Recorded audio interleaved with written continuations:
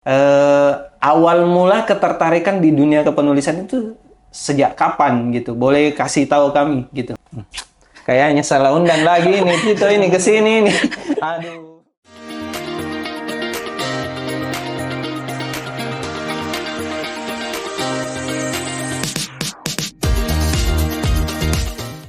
Balik lagi bersama saya Januar, tuan rumah podcast Kios 1 Solusinya Digital. Hari ini spesial sekali lagi nih Kakak Cito.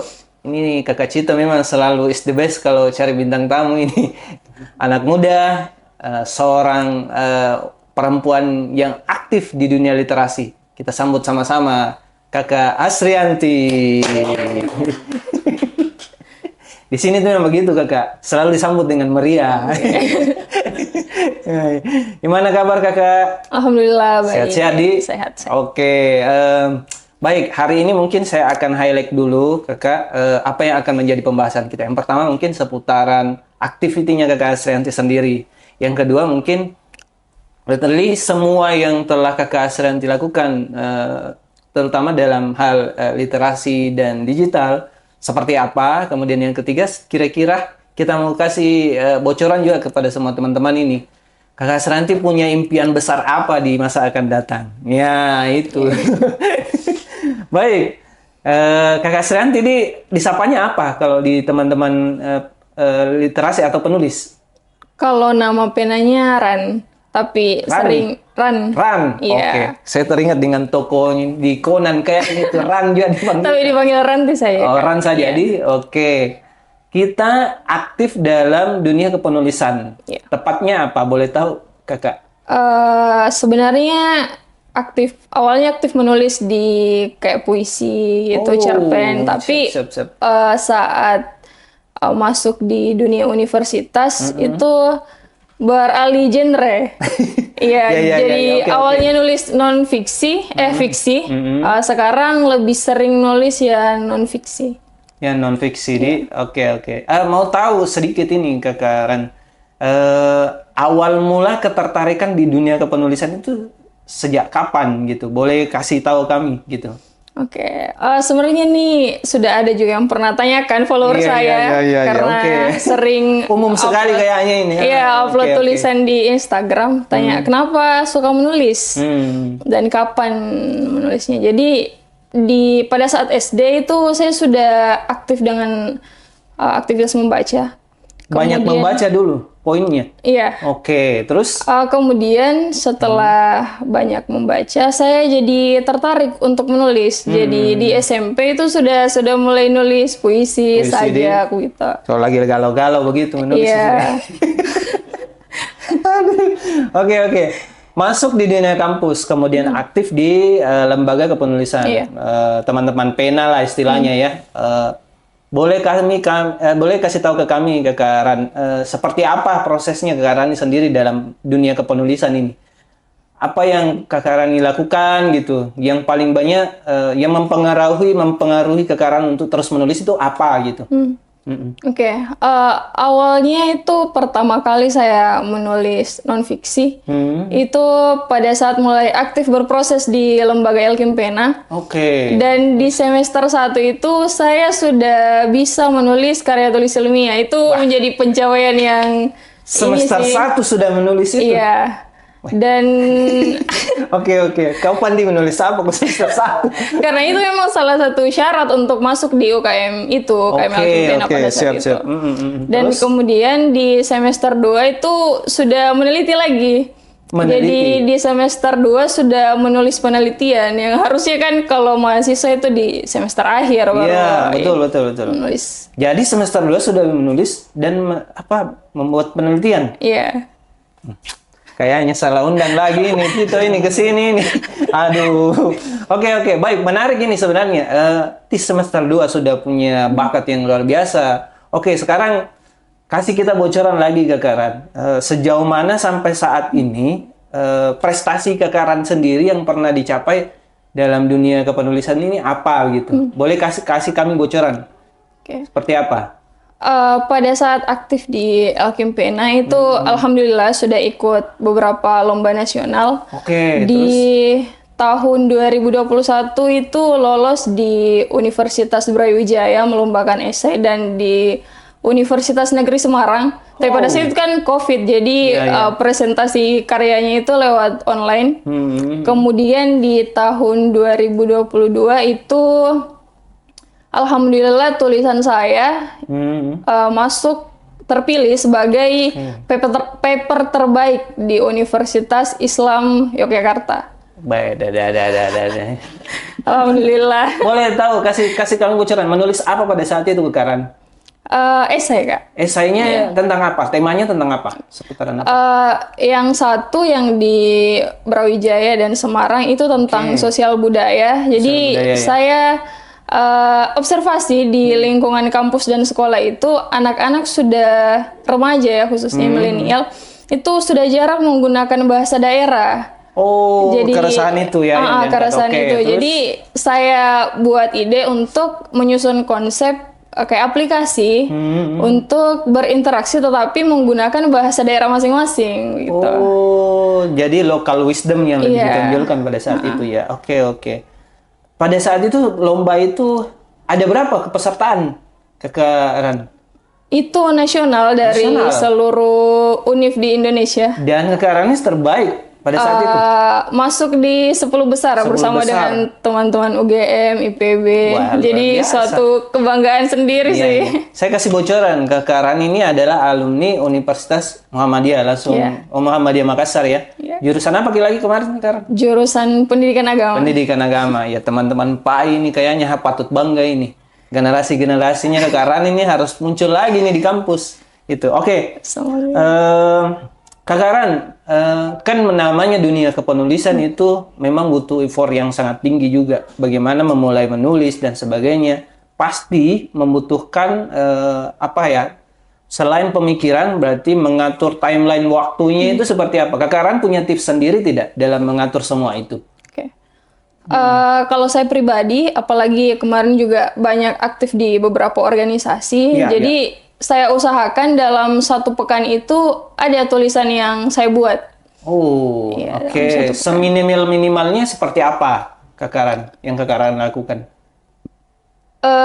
Biasanya dalam sepekan itu saya menulis yang umum saja dan di-upload di blogger pribadi sih. Blog pribadi? Iya. Sudah ada blog pribadinya juga? Iya, sudah ada. Dari 2019. 2019. Iya. Kasih tahu ke semua penontonnya podcast 1 ini. Apa nama blog Kakaran? rararanti.blogspot.com. Jadi silahkan dicek rararanti.blogspot.com. Iya. Oke, saya mau lebih dalam lagi ini sebenarnya pertanyaannya Kakaran. Kan ini dunia kepenulisan saat ini rasa-rasanya jarang-jarang ini kita temukan anak-anak milenial, terutama Gen Z ini yang mau tertarik di dunia kepenulisan. Bagaimana menurut Kakaran sendiri gimana tentang hal ini? Iya, itu jadi keresahan juga sih karena juga pernah jadi pemateri di beberapa HMJ dan pas saya tanya bagaimana aktivitas menulisnya, tapi mereka bilang jarang menulis. Jadi membaca pun jarang. Padahal kan sebenarnya membaca itu selalu beriringan dengan menulis. Iya, betul. Tapi aktivitas seperti itu bahkan jarang ada di sekitaran aktivis kampus begitu. Nggak ada yang kemudian betul-betul fokus untuk mengasah dalam dunia literasi. Terutama di era digital saat ini, tantangannya adalah semua orang hanya sibuk menulis caption dan sebagainya, tapi ketika ditantang untuk menulis lebih jauh, saya kira tidak semua orang bisa di era seperti sekarang. Oke, Kakaran, saya mau mungkin Kakaran minta pendapat sedikit tentang era digital saat ini, terutama di kalangan-kalangan anak Gen Z, gitu ya. Tantangan terbesarnya adalah jumlah mereka yang banyak. Dan mereka mengkonsumsi, lebih banyak melihat, mendengar. Tapi yang kurang ini adalah mereka yang mau menulis. Kakaran punya tips sendiri tidak? Kasih kami bocoran. Bagaimana sebenarnya ini memulai untuk mau menulis? Gitu. Kalau tips dari saya pribadi, pertama memperbanyak membaca dulu. Karena salah satu apa ya, munculnya ide untuk menulis itu dari aktivitas membaca itu sendiri. Oke. Kalau Kak Karan sendiri lebih banyak membaca buku apa nih? Kasih bocoran dong. Buku-buku sejarah gitu. Sejarah. Fiksi sejarah. Fiksi sejarah gitu. Lebih kalau penulis favoritnya Kak Karan sendiri siapa? Kalau penulis favorit banyak kan. Siapa? Salah satunya yang paling kita suka? Salah satunya yang sudah hampir semua saya baca bukunya itu Pak Sapardi. Pak Sapardi. Iya. Oke. Kenapa saya tanya ini? Biar teman-teman di luar sana juga tahu bahwa Kak Karan ini punya genre bacaan ini seperti ini gitu. Oke. Kak Karan punya rencana besar apa di masa yang akan datang? Maksud saya gini, semua orang pasti punya impian dong. Maybe mungkin hari ini atau di masa akan datang. Kak Karan punya impian besar apa saat ini untuk kedepannya? Oke, saya sempat berpikiran untuk menerbitkan buku. Oke. Dan itu menjadi impian jangka panjang sih. Oke. Kenapa belum dilaksanakan atau bagaimana sih sebenarnya? Belum sempat. Sudah ada tulisan sih sebenarnya yang dipublikasikan, tapi kan beda kalau buku. Jadi saya tertarik untuk terbitkan buku sendiri. Oke, kita tunggu ya tantangannya mungkin ini Kak Karan. Kasih bocoran sedikit lagi Kak Karan. Genrenya apa nanti nih tulisan rencananya? Pasti sudah ada dalam plan ini.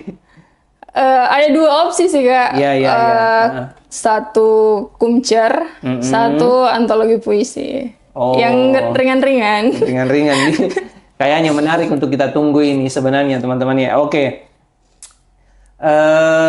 Selanjutnya mungkin Kak Karan saya minta untuk mungkin ada semacam kesan dan pesan mungkin khusus kepada teman-teman Gen Z yang mau mulai atau mungkin yang masih galau mau menulis apa dan mau terjun di dunia literasi tapi tidak tahu mau bergaul dengan siapa. Kak Karan boleh kasih sedikit pesan buat semua teman-teman di luar sana.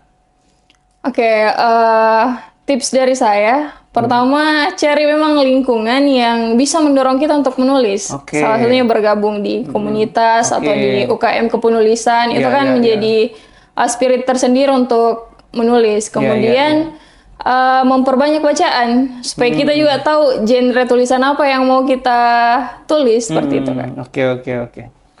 Oke, saya masih ada satu segmen sebenarnya Kak Karan. Di segmen akhir ini saya akan memberikan pertanyaan khusus. Jadi dua pilihan ini saya akan kasih ke Kak Karan. Oke. Dua pilihan ini Kak Karan hanya bisa memilih satu saja. Oke ya. Nggak bisa dua-duanya Kak. Nggak bisa dua-duanya. harus ada pilihan. Oke, di kamera ini Kak Karan di. Oke. Pertanyaan pertama. Instagram atau TikTok? Instagram. Lebih eksplorasi. Enak ya eksplorasi tulisan di situ di. Iya. Kalau TikTok kenapa lagi? Sampai sekarang saya belum unduh aplikasi TikTok. Aduh, ketinggalan ini Kak Karan ini. Oke. Yang kedua, menulis atau membaca? Membaca. Lebih banyak membaca dulu baru menulis di? Iya. Oh, itu prinsipnya. Oke, yang ketiga, organisasi atau jadi penulis? Wah, susah itu. Harus memilih. Jadi penulis. Karena dengan jadi penulis sebenarnya kita juga bisa berorganisasi. Iya. Oke. Terakhir, mau di podcast atau talk show? Aduh, itu karena sekarang saya di podcast jadi saya pilihnya podcast aja Kak. Oke, podcast. Thank you Kak Karan sudah hadir. Terima kasih Kak Karan. Semoga sukses tulisan hebatnya nanti. Kita tunggu amin. Dan kalau sudah launching kayaknya podcast pertama nih yang didatangin Kak Karan nanti. Kak Karan di? Iya, insyaallah. Saya tunggu janjinya Kak Karan ini ya. Oke, dan jangan lupa teman-teman buat tetap saksikan podcast Kios 1 Solusinya Digital. Jangan lupa komen, share, dan subscribe pastinya. Terima kasih.